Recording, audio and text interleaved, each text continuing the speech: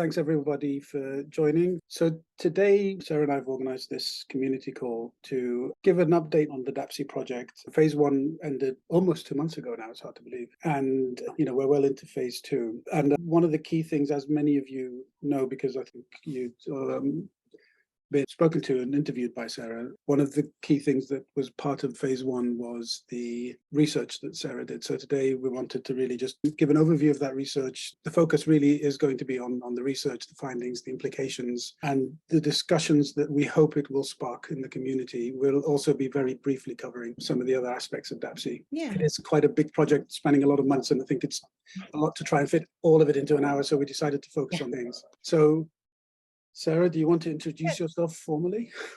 Yes, sure. And let me make sure that I have the appropriate title here. So I started out, I'm Sarah Hutton. I started my work with the IOP back in April on contract, specifically, focusing on conducting the research that accompanied phase 1 of engagement with NGI DAPSI. I will be joining the IOP in a bit different of a role starting October 1st as the, research and community engagement lead.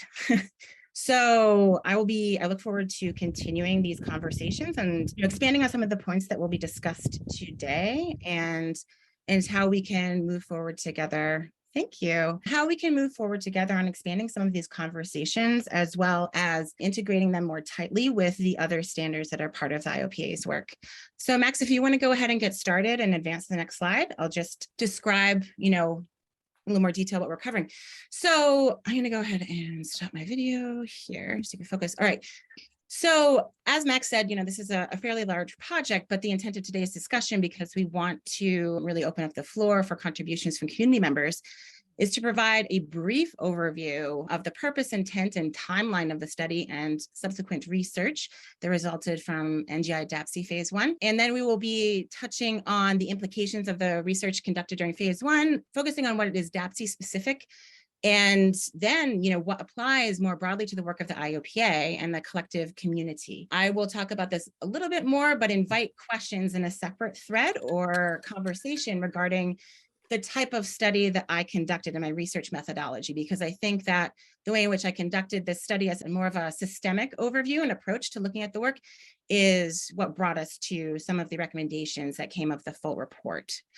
We'll also be talking about what comes next. We've discussed some of this already in some of the working group meetings, and I've seen and talked with a few of you already, the context of technology strategy, as well as, maintenance, but we'll expand on that a bit further. And then finally, we're going to be opening up, this call for, what we're hoping to be a lively discussion. And thank you all for taking the time to join us today in this. We're going to try to keep those talking points as brief as possible because we really want to, hear from you all. And so we do have a couple of seed questions to facilitate that dialogue that we'll introduce later on, including, many of you were, part of the original, rollout of the specification, the OKH specification and standard. And so looking back at that historic hypothesis for adoption, because it was a few years ago at this point, for version 1 of the specification, including, who is the audience, what are we collectively trying to approach, that'll all be a part of this discussion. And so Max, if you could go to the next slide. Again, this project, NGI DAPSI, is pretty big. So in brief, here's a viz of the timeline of the work. It's a simplified overview of engagement with NGI's Data Portability and Services Incubator grant program, which is the DAPSI acronym.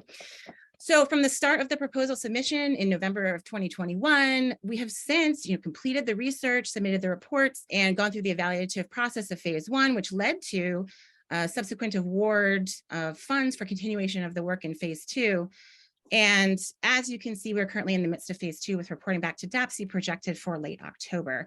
And just a quick side note, the evaluations were incredibly positive from NGI DAPSI. We were informed that the use case study as well as the progress report was, the documents were some of the strongest that they received in the applications and reporting back from other working groups. Slide 4, please. So today we're going to be focusing on the implications from that research conducted during the first phase of work with NGI DAPSI. So that was basically, that was conducted between mid-ish April of this year and concluded in June, reporting back to DAPSI in early July. And so here are the links to the full case analysis and progress reports that we submitted to DAPSI if you're interested in doing a more in-depth review. They were shared a few weeks ago on Discourse, the IOP community platform, but those links are there again for your use. And I can copy them and put them into chat later on as well. So next slide, please. So this is just a reminder of the research remit for those, and to familiarize others with what the original research remit was for DAPSI Phase 1. So the intent of the use case analysis conducted as a part of this work was to get a sense of what the current adoption rate of the OKH standard was, and learning more about the current state of platform use by community members. And so the intended outcome of this study was to provide a better understanding of how is the OKH standard being used by those who have adopted it? And for those community members who have not chosen to adopt it, what are the reasons for that? So next slide, please. Oh, and that's you, Max. Yep. So to give a brief overview of some of the technical development that was also done in Phase 1, as Sarah said, a big component of it was the research that Sarah carried out. But alongside that, we were looking at developing basically a proof of concept of sort of manifest validation, because one of the things we were quite aware of is the fact that the need for manifest validation, and especially maybe providing a bit more context in terms of DAPSI itself, is very much focused because of the nature of DAPSI. We focused in on the use case of the individual maker and looking at specifically at portability of projects for individual makers, and exploring the idea of if we were to use the OKH manifest as the basis from which to build any portability functionality or tooling or specifications, then being able to provide better validation for makers is one of the things. So that's what that validation tool is. It's web-based, obviously, because it should be easily accessible to makers. Also to develop an API with the idea that if platforms want to programmatically do validation, they could do that as well. And the validator is open source. It's on the IOP GitHub. It's also deployed, and the link is also in the GitHub repo if you wanted to go and give it a try. It's still under sort of quite heavy development at the moment. And the other thing we looked at was the idea of decentralized storage, and specifically, so the idea with decentralized storage is, basically giving makers the ability to store project files in a way that gave them control rather than having to upload to platforms. And we were looking specifically at Solid. Again, because of time constraints, I think, Solid is a very promising technology, I think, for the IOP use case generally. And this gave us a chance to start to experiment with it a little bit.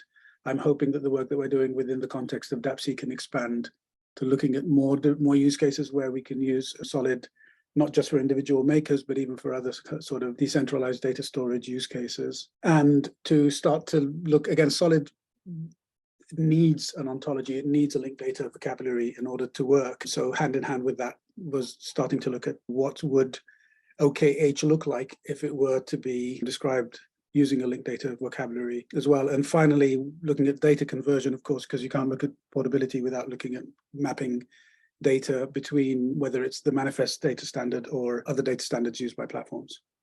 And if anybody has any questions about this, just drop me an email. I'm happy to have a more detailed one-on-one with anybody about these things, just not wanting to take away from the main focus today on the research and the research findings.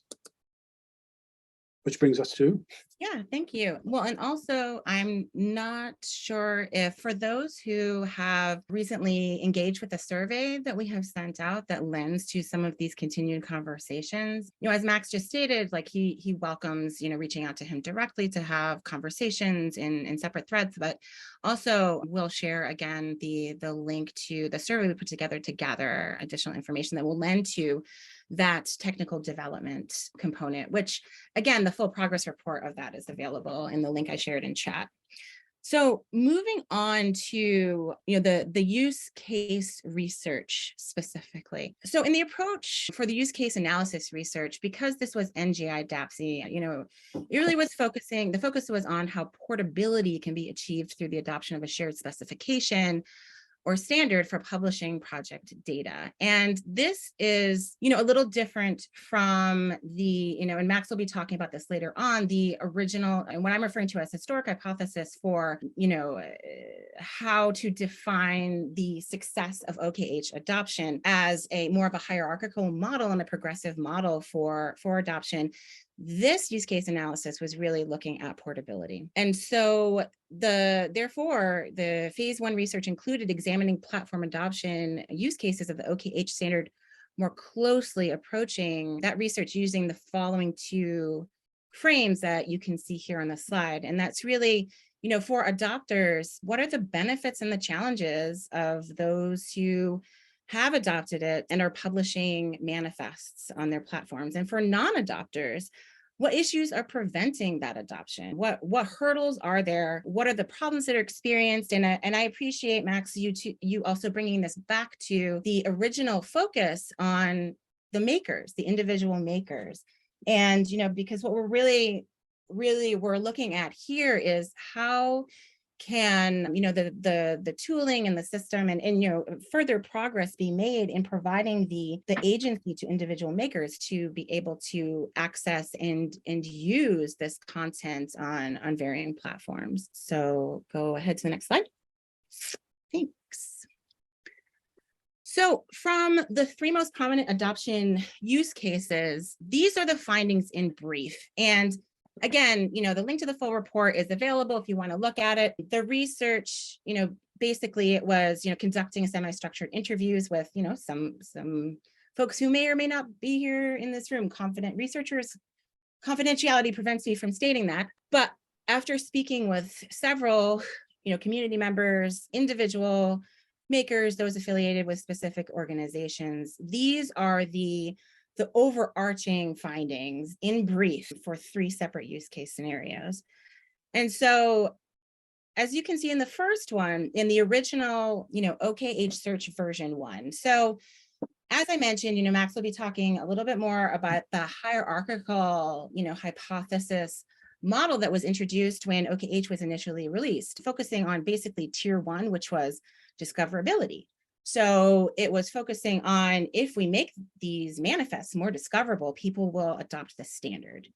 And so after speaking with community members, it was discovered that this discoverability is incredibly challenging. There's irregular data, there's a wild variance in data entry that is being input into the manifest files. While there is it's clearly articulated which fields are required, there is a lack of continuity in how, and shared vocabulary as well, in how that data is entered. And so, there, as of the end of June 2022, there were around 490 YAML files in the data set in the main repo where these manifests are being stored. And so far as other, repositories of manifests are concerned, there was a recognition that there was a large overhead of, a wasted time expenditure having to manually add manifests for indexing. So this is another, argument for bringing together a shared understanding of not only, ontological approaches to how, we're sorting out the data, but shared vocabulary. And also these manifests lack data validation. And so the bottom line is, for discoverability, many of the people I spoke with were like, I don't find them to be usable, unfortunately, in their current state. So second use case, looking specifically at Apropedia and the addition of the SDG field. And that was discussed with several folks as being incredibly beneficial, especially in connection, with identification of fundraising and indexing at the local level, so far as allocation of resources was concerned for projects completion or, developing the thing. Being able to have that additional mapping capability was very useful. That useful for categorization, but again, there wasn't, a platform repository per se for that. And then the third use case, it was looking at essentially the Losh crawler, listed as Open Next Losh crawler, but a lot of people just refer to it as Losh crawler. And this scrapes project metadata on various platforms and converts it to manifest files. And the ontological mapping that is provided as a part of the development of this crawler has been proven to be incredibly useful because it is able to identify invalid data entry or lossy optional fields and remove them. And so this was something that was identified by users who were talking specifically, individual makers who were talking about the manifest and how many different fields there were, and also the fact that a lot of the data was proving to be unuseful. Having the capability to automatically remove these fields was of a great benefit. So next slide, please. So from those three cases and also other conversations that I just shared in brief, here are the three recommendations provided. And again, full report. These recommendations have a single interacting axis of focus, really, and that is that it has been defined by community members through conversation. And again, we're focusing on the research that was conducted and bound within DAPSI Phase 1, but also has been supplemented by ongoing conversations and working groups and document analysis, that there really is a critical necessity for conducting additional research in order to move forward in achieving Alliance consensus regarding who the standard stakeholders are, what they need, and how to work together to meet those goals. So this includes working with the community to not only identify needs, but establish that shared vocabulary and ontological understanding of shared metadata, schema, formats, manifest fields, and so on. I want to draw attention to the third recommendation, specifically to develop a shared validation and feedback system. This would help to not only resolve the issues related to the lossy fields and inaccurate data in the manifest that currently exists and were the primary focus of the DAPSI research. And this is, this identification of lossy fields and inaccurate data is preventing people from, that was identified by study participants, that is one of the reasons that it is preventing adoption. But it's not, oh yeah, sure.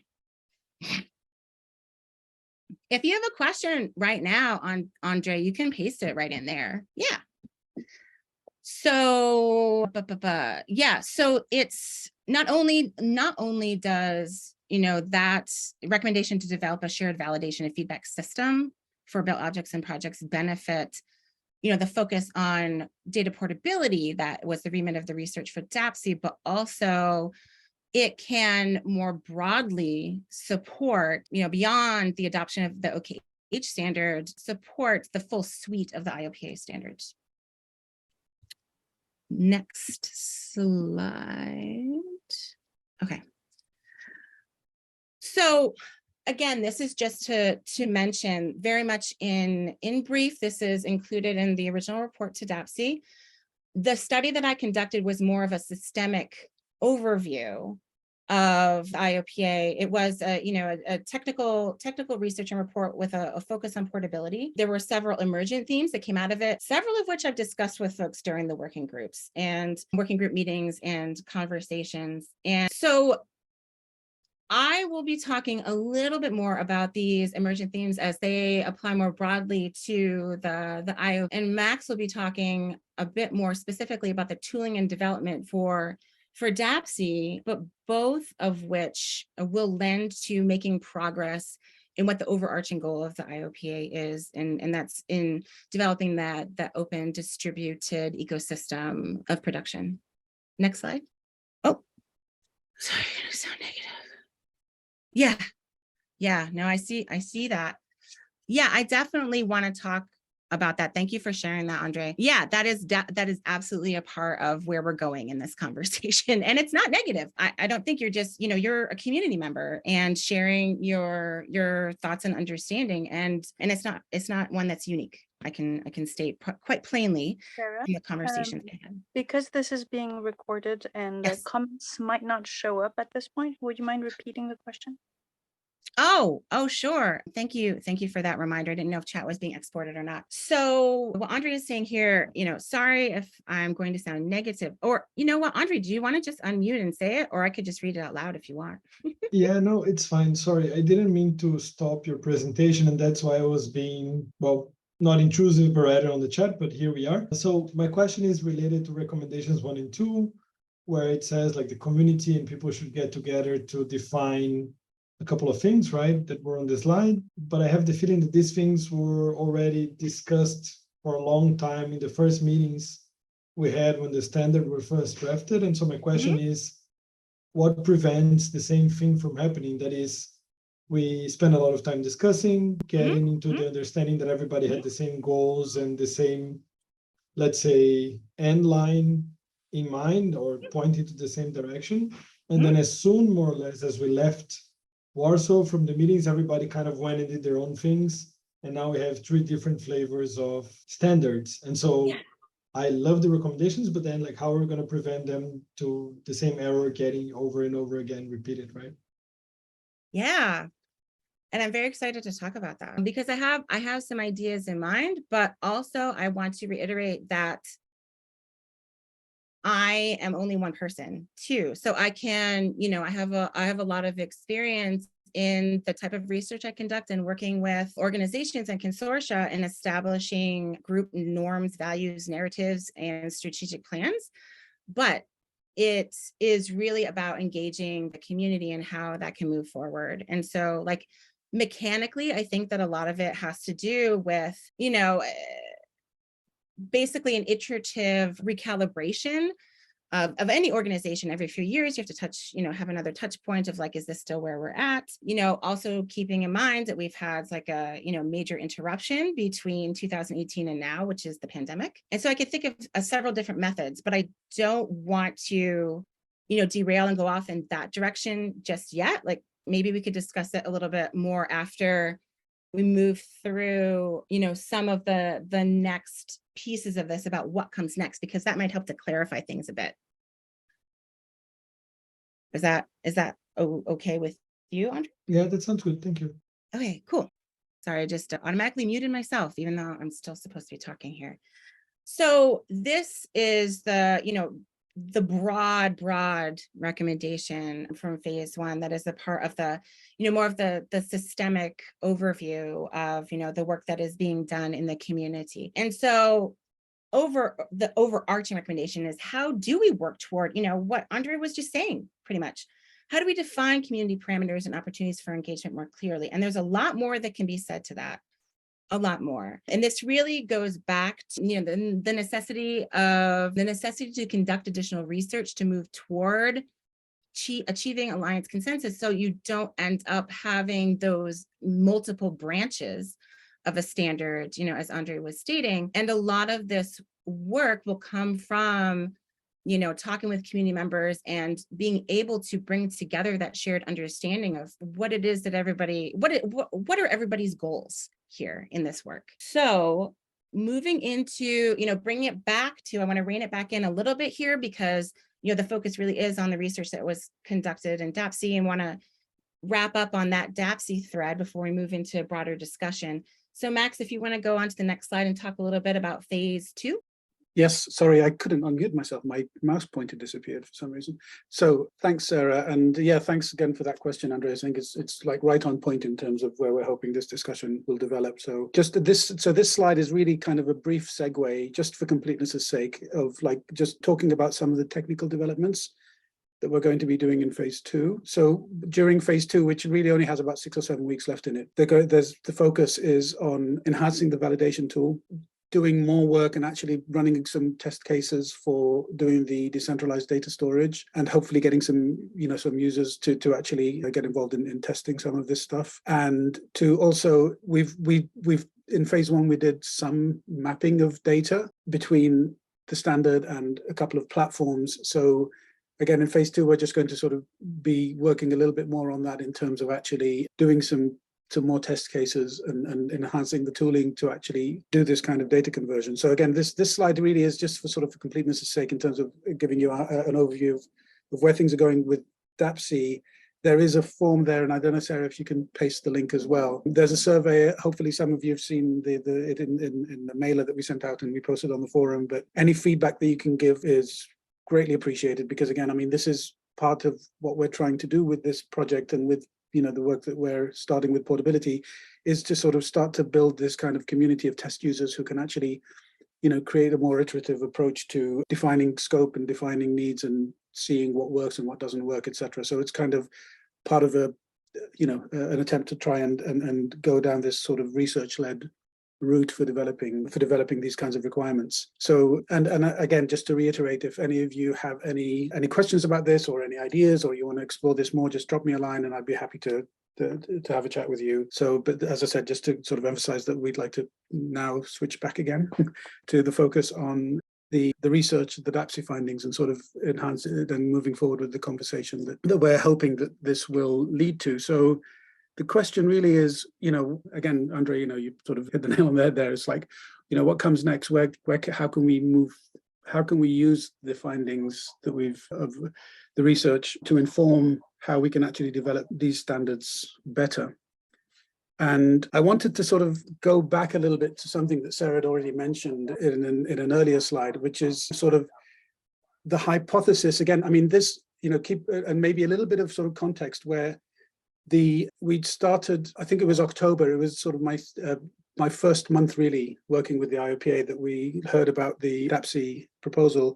It was submitted in November, which was, as I said, I'd only just started working. And I was actually, part of the reason we put this research into the proposal was I was curious as to, why are community members not using the standard? And the ones who are using the standard, as Andre has mentioned, haven't used it as it was published. So really, I just wanted to sort of get some solid research into that. And we were very lucky to be awarded this grant in order to be able to get Sarah on board and do this research. And so again, there is this sort of idea that, as Sarah mentioned, that we need more and more and more manifests in order for this thing to kick off, essentially. And so with that in mind, that's one of the things that drove this initial question of what is preventing people from actually adopting the standard? Community members that have already part of the community aren't publishing the standard, and the ones who did publish it, and as I mentioned, are not really using it as is. So that was sort of one part of this sort of hypothesis that this research was kind of exploring. The other hypothesis is something that's stated in the published standard, which is what's known as this specification maturation, or the maturity level model, with the idea that sort of there is this sort of hierarchy of levels of maturity of a specification, and that each one of these builds on the other in a way that, in order to have, that having this standard will improve discoverability, which can then be built on to create sort of better portability, which then can be built on to create distributed know-how or interoperability. And, I was trying to, and I still am sort of trying to essentially kind of make sense of this and see if this is indeed the way, is this the way that we have to move forward, or are there other ways of addressing this, especially given the challenges that were quite clear from early on. So that's sort of maybe some sort of contextual framing of what brought this research on. And moving on to sort of looking at, this was the picture that I saw basically. And that, what we have are at the moment 3 repositories, and I put a star on Apropedia as an asterisk rather than Apropedia. Apropedia has adopted the manifest, the model in the sense that you can generate manifests on Apropedia, but there is no repository of manifests per se. They have to be generated on demand. The other 3 users of the manifest are the IOP search engine, which again uses, you have to manually submit manifests in order to get them indexed. Losh, which as Sarah had explained, actually instead of having to wait for publishers to publish manifests, took the approach of basically crawling places and generating manifests themselves. However, they didn't actually adopt OKH version 1. They used OKH Losh as the way of sort of representing the data within their search engine. And it's worth mentioning that that Losh actually do map from the OKH Losh standard to the OKH version 1 standard. So you can generate a manifest from an OKH version 1 manifest from an OKH Losh manifest, although it is, as was pointed out by Sarah again, it's kind of lossy in the sense that there isn't a one-to-one mapping across all of the fields. And I think this is an important point when it's sort of highlighted in terms of some of the questions that come up. And helpful engineering with the open knowledge framework / supply chain interoperability schema system. I forgot, sorry, Nathan, I forgot what the S is. Nathan dropped off. I forgot what the S stands for. I don't know if it's a system or schema, but schema sounds good.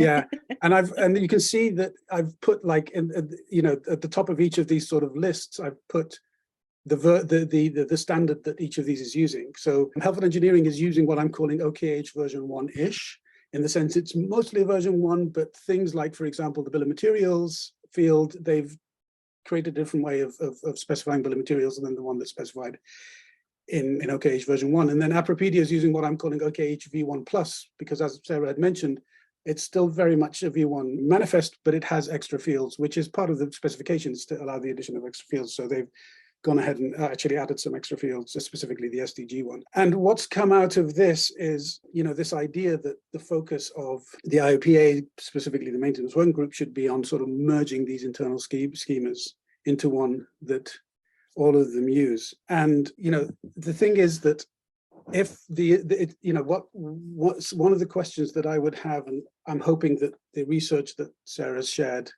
and, you know, Sarah can dip in with a lot more information if you have questions about this. If this was not the original intent of the specification, the original intent wasn't to create, you know, lots and lots of repositories, but to create to basically create discoverability, or to enhance discoverability.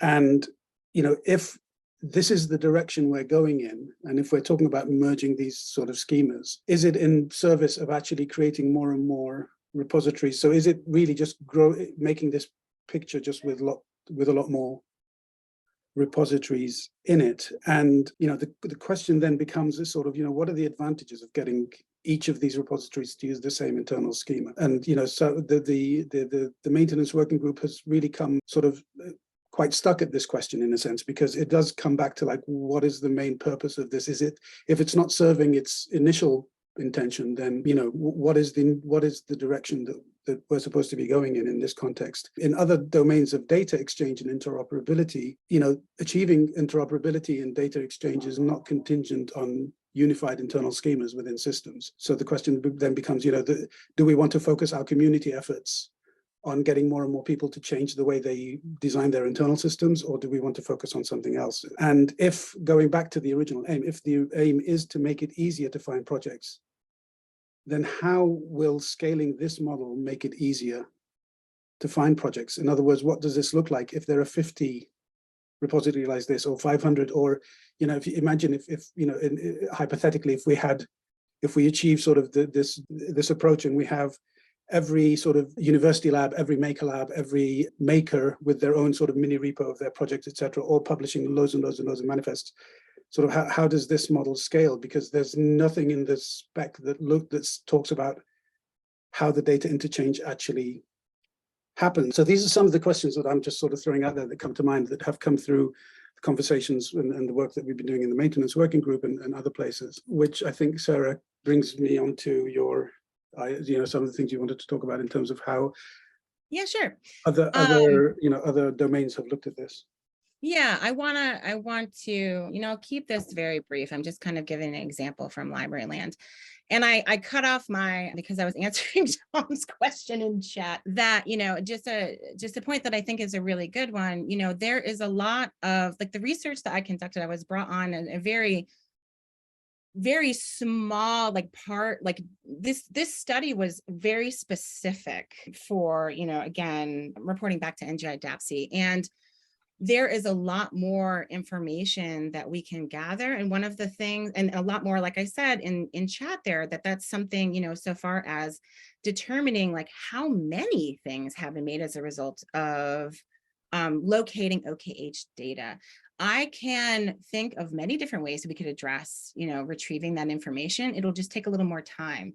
The phase 1 research with that specific focus on portability was it was a very short timeline. And so what I think we should do, this I guess is a note to self and Max, is figure out a way for people to submit questions like this. Just, you know, I was wondering about OKH just more generally, and a place to submit that. And so I'll work with Max to put something together so we can get to gather more of that type of information. So I really just very briefly, because just, again, I know I'm, you know, the alone librarian in a sea of software engineers, having, you know, been in, you know, working with data for a very, very long time. And also, looking at, going back to the point that Max was just making about, like, we have these separate, it has been discovered, and it's related to the comment that Andre made about, like, oh, we have like these 3 separate branches now, and we have these these few separate repositories now of these manifests. And what does that mean, not only for discoverability? So you're developing the tooling that can search across these repositories, but then what about scaling? And how do we address scaling when it comes to increased adoption and what we're hoping to be increasing manifests? And so one of the things that I wanted to introduce, and I can send out other information, but just very much in brief, because it's conceptually pretty large, is that there's a lot that we can look to for inspiration in libraries so far as what the discovery layer provides. And this visualization here, for folks who may not already be familiar, is DAS, or basically EBSCO Discovery Service, that sits as a layer on top of content providers and aggregators that serves up the content and moves it between platforms as a part of Folio, which that's the future of libraries is open. And so I'm going to mention that briefly, but also one of the things that I would invite folks to think about is that there have been ongoing discussions and standards, including those that have been, created and adopted by the ISO, that are related specifically to data interoperability in support of open archival works and digital content in libraries. And it covers myriad file formats, portability so far as, replicability of certain, research projects is concerned. So some parallels can be drawn. Next slide, please. And so, sorry, I'm just getting my ducks in a row here. Okay. So looking at, the last few points that were made about, what comes next, looking back to the beginning and moving through the present and looking to the future, how is the successful and this is the part where we invite that conversation of, are we still in the same place? Is the Alliance still in the same place as we were back in 2018, back when discussions regarding OKH first started? The NGI DAPSI research illuminated the necessity for recalibration of understanding, recontextualization of the work, to match current needs and bring disparate understandings back into alignment. And so, going back to, making things a bit more concrete as it is related to the OKH specification, standard, and adoption, we're really looking at two options in this sense. So the slide that Max shared earlier, looking at current OKH use and adoption, that was showing, thank you, the 4 separate repositories, that's pretty much the option 1. And given the way in which successful adoption of OKH was defined preliminarily by the hierarchical adoption model, has gotten the community to where it is today.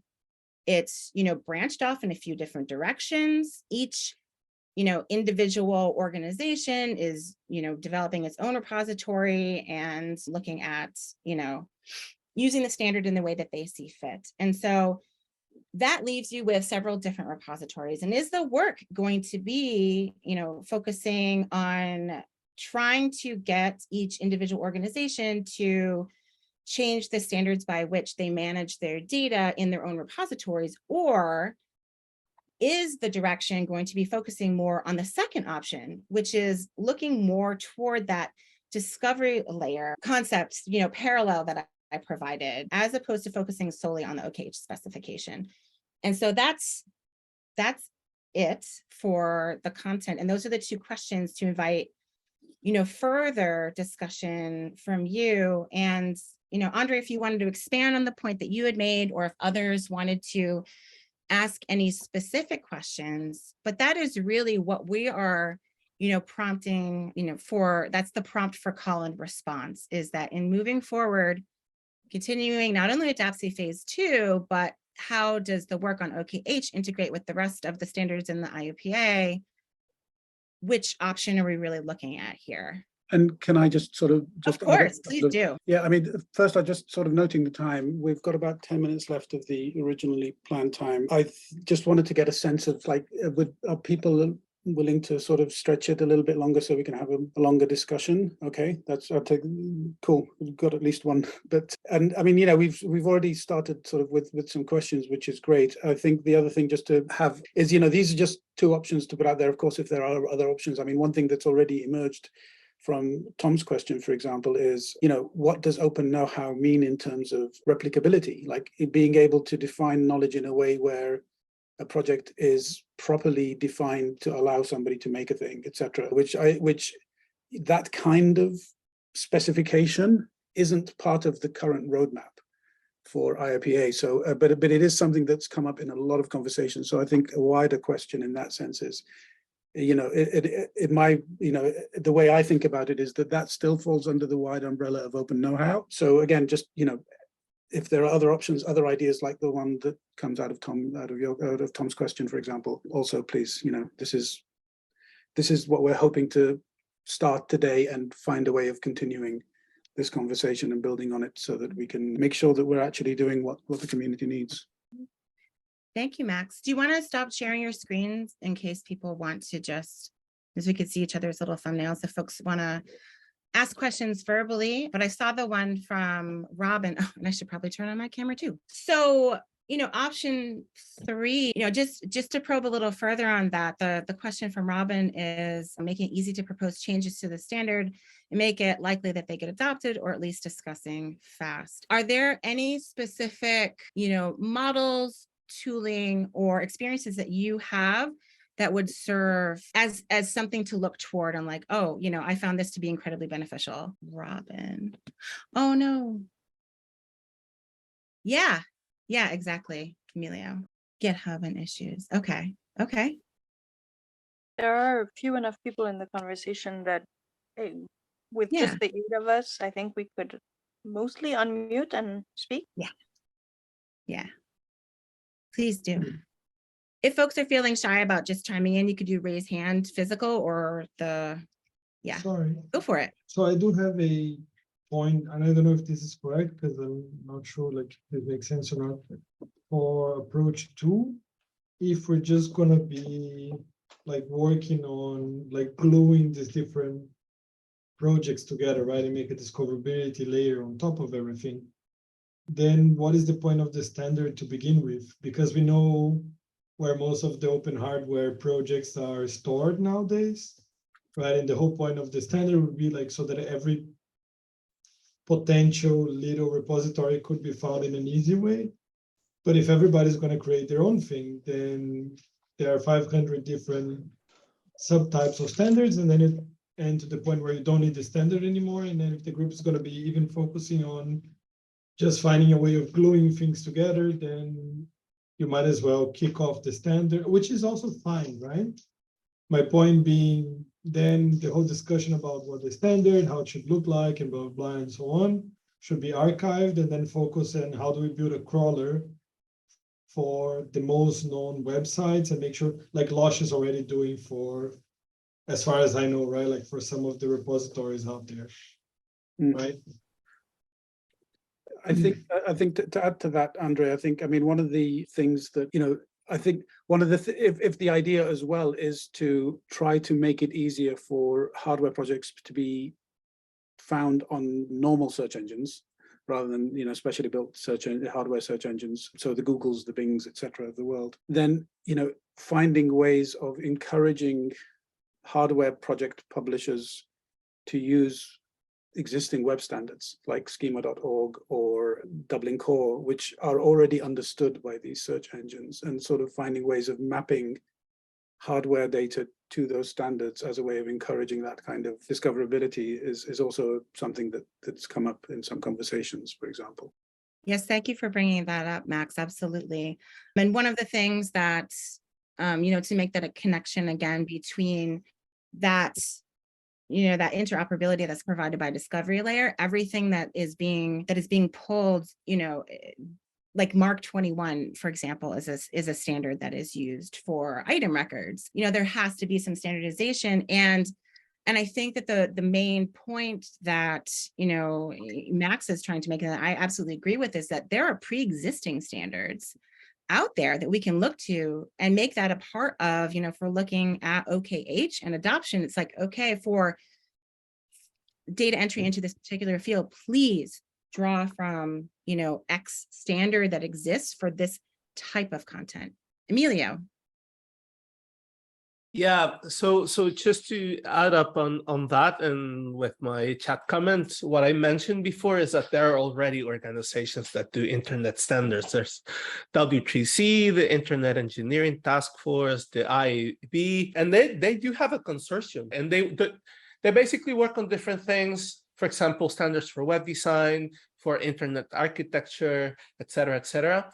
And the Internet Production Alliance is doing something that's completely different, but we can gain so much from adhering to their governance models, right? So that can help solve some of the problems that Andrea is mentioning about.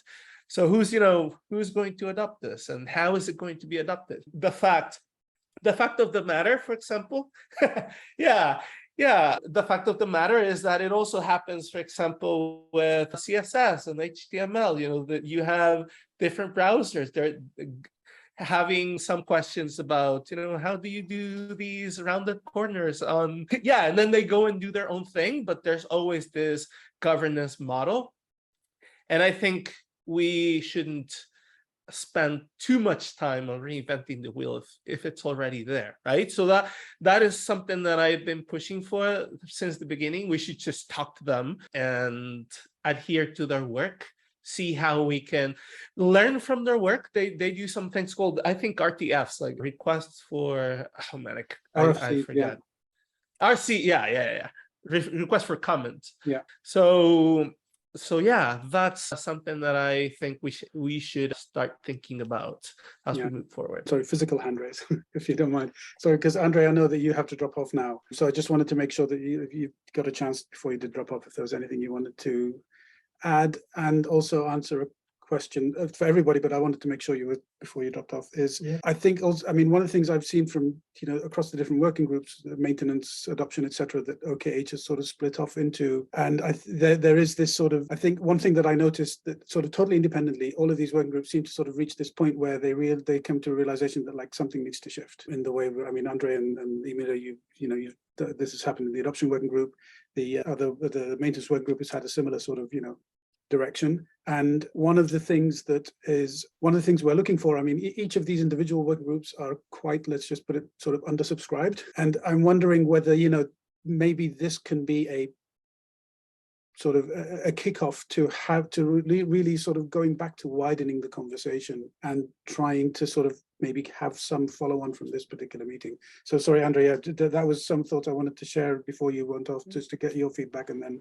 Oh, that's cool. So I would love if we could try to organize a time and date where most people from most work groups could get together, right? Because I think it's been too long where everybody's like working in parallel on their own thing and so on. So yeah, so I like that you guys are gathering like the individual opinions of the working groups, but it would be great to get together and chat, because maybe we're all thinking the same thing and just not like communicating and so on. Was that the question that you had? Sorry, Max, I kind of interrupted you. Yeah, very much so. Yeah, sort of whether this, I guess the question was, is this going to be sort of a one-off, or do we want to build on what this conversation and carry it on in some way?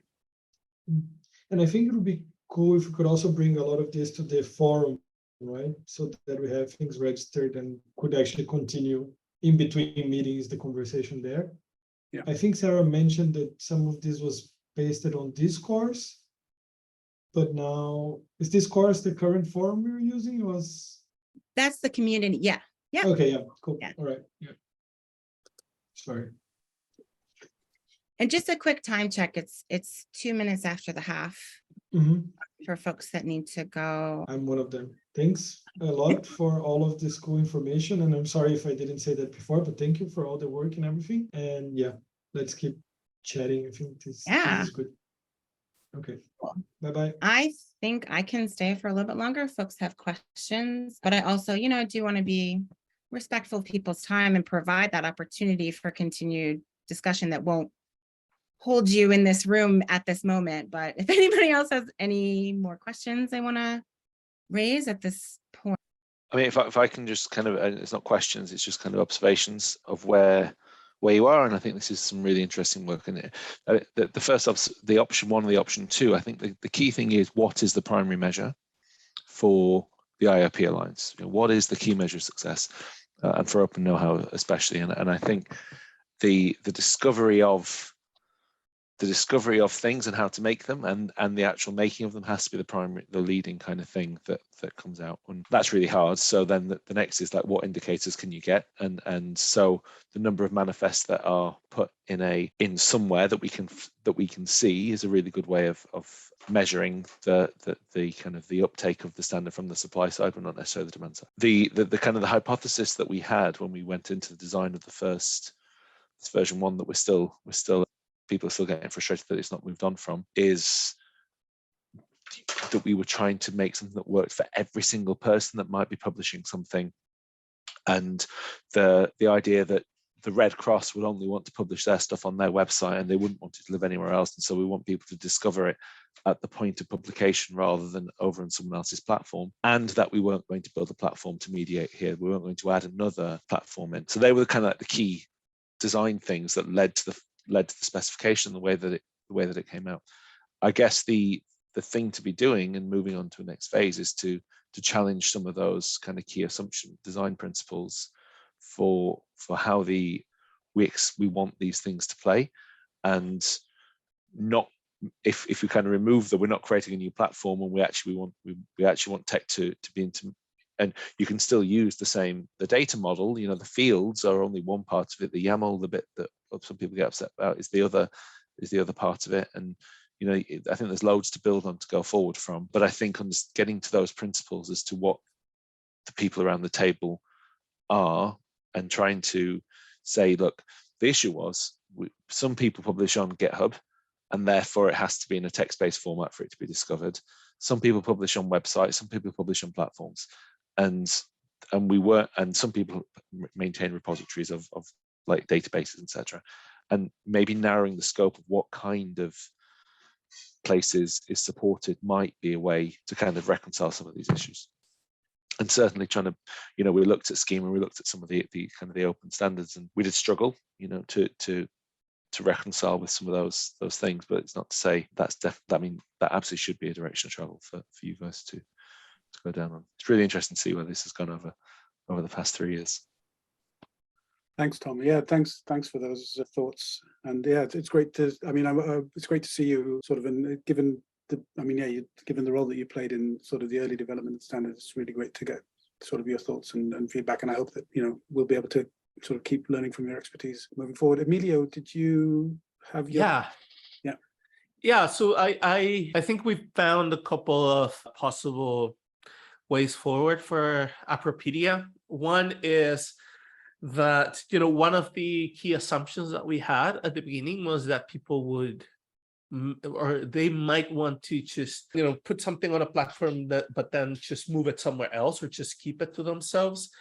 And we're still not sure how that is going to work, like what's the specific use case. But there's one that we see very commonly, which is organizations, for example, they want to use Apropedia, and we want to make sure that they still own everything that they've created. And having open know-how is a good way for them to find everything, you know, and then just be able to have some sort of container like Docker, you know, where you can download everything, every single file, etc.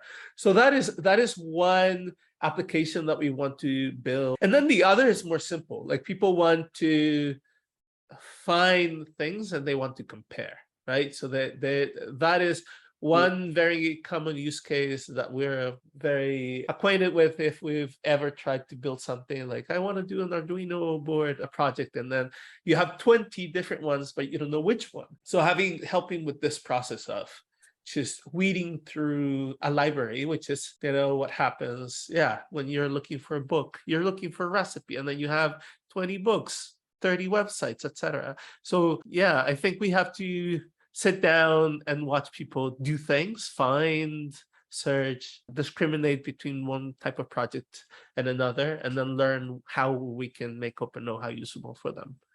Yeah, exactly. UX testing. Yeah. Sorry, can you tell I'm a big fan of assessment? I apologize. I'm trying to contain my excitement. But yeah, I mean, there's a lot that can be done because you know, in observing the user pathway, that was a part of what I was interested in doing in the beginning of this, but it wasn't the remit for NGI DAPSI specifically. It's just there are so many possibilities for understanding how to increase engagement with the standard. And there are so many people who are willing. That's the exciting part, is that a lot of the folks that I talked to, and I reached out to people who had never heard of the IOPA that I knew in, you know, maker spaces in the New York area, in Greece, you know, being like, hey, you know, have you heard of OKH? Have you heard of this? And they're like, no, I haven't, but you know what? The problem that it's trying to solve, I have that problem and I'm interested in helping out. And so, you know, I've talked to folks about, like, you know, I have a couple of calls stacked up for, you know, later, like toward October, to circle back with people to be like, okay, this is where we are following phase one. Let's have a conversation about some testing that can be done in your space that may lend to addressing some of your needs regarding, you know, documentation. You know, that's not something that we're focusing on right now, but the standard can help with that. And making that connection is entirely possible. Yeah.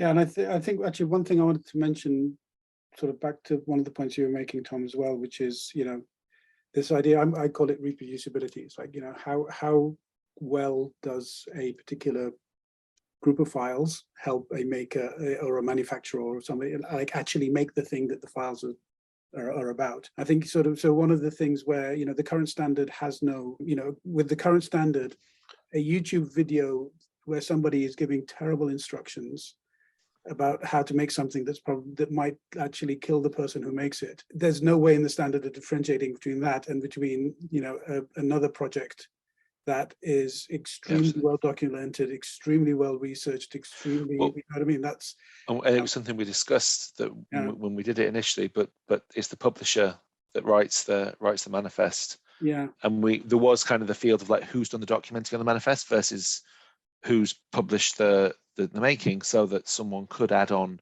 kind of rating or description or something else later on. But it's really hard because it is, basically you've not got TripAdvisor, you've not got a third party mediating the presentation of the information. As just a format, it's just a container for describing stuff, isn't it? It is, yeah. I mean, it's not an easy problem to solve, but I think it is. I mean, it's something that comes up a lot in conversations, and I think it is something that and again, I don't know that adding more fields to a metadata standard is the way to fix that. No, exactly. Yeah. But I'm saying that, like, you know, it could end up being a standardized process for vetting, for example, or a standardized, you know, something to do with, you know, if somebody wants to try to reproduce something based on information that's published, you know, what would that process look like? What would the feedback loop look like?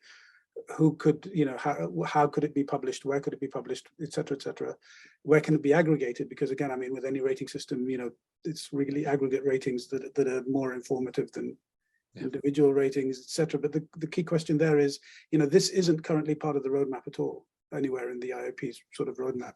So, but, you know, this is some of the questions that we're trying to find answers to is, you know, if there is something such as this that is identified by the community as something that's needed in order to bring about an internet of production, you know, how can we as the IOPA respond to that need and add these sort of new explorations to the way that we do things, for example? I mean, I think this is partly some of the questions we're looking for answers for. I do want to mention something right here. Hi, this is Barbara. Max is not saying that we have 100,000 other things on a very detailed roadmap and there's no room for these kind of things. It's more that we have a roadmap for some things that lead us over the next year and a half. And one of the things we want to do is make that space for identifying what it is that we should be prioritizing. Absolutely. I mean, I think it was always envisioned that the IOPA would have I'm going to use the word constellation of technologies, that open know-how was only the first of many, some of which would be standard, some of which would be other things that Yeah, and I think it'd be really useful. And revisiting that original problem statement or those assumptions around, are we going to try and make this? What are the kind of the things that we want to? Yeah, the wiki factories versus GitHubs and kind of everything, and Thingiverse and kind of everything in between. If you've got these kind of this spectrum of different places where this documentation can live, I think it'd be worth going back to those fundamental principles and getting the working group together around, do these still hold true? And if they don't hold true, that gives you the platform definitely with which to kind of proceed. I just wanted to do another quick time check since we're about 15 minutes past now, and also to use a little bit of that airtime to, reiterate what Barbara was stating, is that it is absolutely about, prioritizing what the focus is going to be. And I learned this very quickly as a part of my entree. I mean, I've been kind of working with the IOPA on a 20% contract while I was also like a dean of an R1 academic library system. And it just started toward the end of April, like very, very brief period of time. And coming from my particular background and disposition in the way that I've engaged with making and maker spaces, I was incredibly focused on the replicability of the projects, because that's the space I live in, teaching design thinking processes, teaching people how to build maker spaces, obtain the funding, and create the educational content surrounding how to engage people in the work that happens in these spaces. And I learned very quickly, we got to focus on the tooling, because that's the remit of this particular proposal, right? And so it's, I think that approaching things in a systemic way is very necessary, and also we can compartmentalize it as well. So that's like, okay, tooling, that's for this, and then we're going to do QA, we're going to do education over here. And, I hope that we move forward with that idea of pulling together, all the working groups and potentially like a symposia to look at pulling together a strategy for, for governance, for prioritization, as well as that technical strategy to help hone focus, because there's a lot of interest and expertise and energy and finite amount of time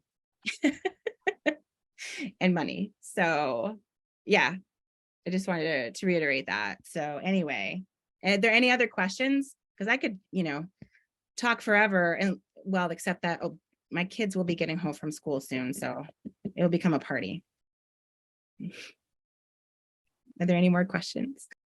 Okay, then Max, if you have any parting words, feel free to cut me off in about 30 seconds. What we'll do is, this meeting has been recorded. We are going to share it on Discourse.